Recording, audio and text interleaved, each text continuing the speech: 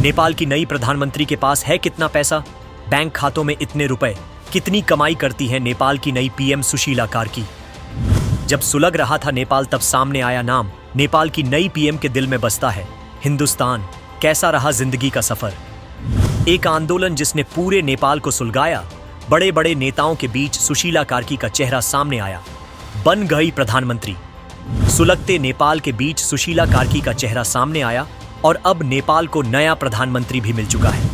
भ्रष्टाचारी ओली सरकार से नेपाल को मुक्ति मिल चुकी है। भगवान राम का अपमान करने वाले ओली को जनता ने ही खदेड़ दिया। लेकिन नेपाल की नई प्रधानमंत्री कितनी अमीर है, बैंक में कितना पैसा है और प्रधानमंत्री बनने तक का सफर कैसा रहा, सब कुछ बस 3 मिनट में आपको बताएंगे। सुशीला कार्की नेपाल की पहली महिला चीफ जस्टिस रह चुकी है और अब नेपाल की पहली महिला प्रधानमंत्री के रूप में शपथ भी ले चुकी है। जिस तरह की आग नेपाल में भड़की थी, उसके बाद हर कोई समझ रहा था कि ये आग ऐसे ही जलेगी और नेपाल सुलगता रहेगा। लेकिन जेएनजी की लड़ाई तो बस भ्रष्ट सरकार से थी, उन मंत्रियों से थी जो बस अपनी जेब गरम करने में लगे थे और नेपाल की जनता को तड़पता छोड़ रहे थे। नेपाल के युवा धक्के खा रहे थे और नेता मंत्रियों के बच्चे ऐश की जिंदगी काट रहे थे। नतीजा देखिए, प्रदर्शन हिंसक हुआ और युवाओं के जोश ने प्रधानमंत्री केपी ओली समेत तमाम मंत्रियों को सत्ता से बाहर का रास्ता दिखा दिया। कुछ नेताओं की सड़क पर रेल बना दी गई और कुछ नेपाल छोड़कर ही फर्रार हो गए।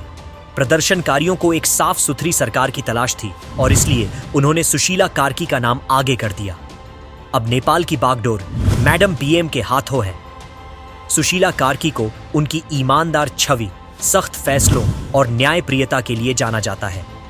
सुशीला एक सादगी भरा जीवन जीती है और जमीन से जुड़ी हुई बताई जा रही है। नेपाल से भ्रष्ट नेताओं को खदेड़ा गया है। ऐसे में ये बात सबके दिल में आएगी कि आखिर नेपाल की नई पीएम कितनी संपत्ति की मालकिन है। सुशीला कार्की ने अपनी संपत्ति का ब्यौरा सार्वजनिक नहीं किया है, लेकिन कुछ रिपोर्ट्स में बताया गया है कि उनकी संपत्ति नेपाली रुपयों में 10 से 20 लाख तक हो सकती है। कार्की को सुप्रीम कोर्ट के जज के तौर पर पेंशन मिलती है और उनकी लिखी किताबों से भी रॉयल्टी आती है। जब बात नेपाली रुपयों की आती है तो उसकी कीमत और ज्यादा कम हो जाती है, यानी 10 से 20 लाख का अमाउंट बहुत कम है। रिपोर्ट्स बताती है कि उनके पास किसी तरह की बड़ी संपत्ति या फिर व्यापारिक काम भी नहीं है। सुशीला नेपाल सुप्रीम कोर्ट से सेवानिवृत्त जज हैं और उन्हें पेंशन के तौर पर पैसे मिलते हैं। उनकी आय का प्रमुख स्रोत बस पेंशन है। इसके अलावा उन्होंने कुछ किताबें लिखी जिनसे उन्हें कुछ मामूली रॉयल्टी मिलती है। साड़ी पहनकर चलने वाली सुशीला के नाम पर महंगी कार, बंगला, विदेशी संपत्ति या फिर बैंक खातों में करोड़ों की रकम नहीं है। सुशीला कार्की को उनकी ईमानदार छवि और सख्त रवैये के लिए जाना जाता है। सुप्रीम कोर्ट में जज रहते हुए उन्होंने कई अहम और बड़े फैसले सुनाए, जिससे सरकारें भी उनके खिलाफ रहीं। नेपाल में कार्की लाखों महिलाओं के लिए एक प्रेरणा की तरह है। ऐसा कोई इन्वेस्टमेंट भी नहीं है जिसमें उन्होंने देश में या फिर बाहर कहीं कोई प्रॉपर्टी खरीदी हो।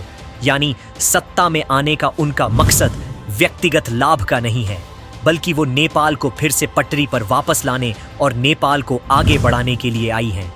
पुराने नेताओं ने नेपाल को खोखला कर दिया। भ्रष्टाचार, अघोषित संपत्ति और सरकारी धन के दुरुपयोग के आरोप लगे। वहीं सुशीला कार्की की छवि पर अब तक कोई दाग नहीं लगा है। यही वजह है कि वो यूथ के बीच पॉपुलर हुई और अब वो नेपाल की पहली महिला पीएम बन चुकी है। सुशीला कार्की 2016 में नेपाल की पहली महिला चीफ जस्टिस भी बनी थीं। जस्टिस के तौर पर उन्होंने अपने फैसलों से तहलका मचा दिया। अगले ही साल उन्हें पद से हटाने के लिए उनके खिलाफ महाभियोग लाया गया, लेकिन उनके हर फैसले ने यह दिखाया कि वे किसी भी राजनैतिक दबाव या फिर व्यक्तिगत स्वार्थ के आगे झुकी नहीं हैं। यही वजह है कि आज के युवाओं ने उन्हें अपना नया नेता चुना। एक ऐसा चेहरा जो न केवल कानून को जानता है, बल्कि उसका सम्मान करता है और खुद भी उसी पर चलता है। जब देश भ्रष्टाचार के दलदल में फंसा हो, तब एक ऐसी नेता की जरूरत होती है जिसकी छवि बेदाग हो, सत्ता को सेवा मानकर चलाए। और सुशीला कार्की एक ऐसे नेता के तौर पर सबसे पहली पसंद थी। सुशीला कार्की को देखकर लगता है कि शायद अब नेपाल की राजनीति एक नए दौर में प्रवेश कर रही है, जहां लूटपाट की नहीं बल्कि नेपाल को सुधारने और आगे बढ़ाने के लिए काम होगा।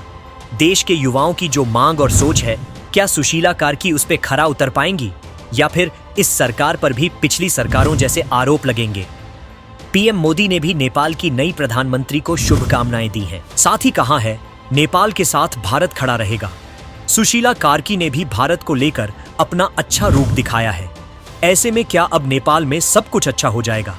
आप क्या सोचते हैं, कमेंट में बता सकते हैं।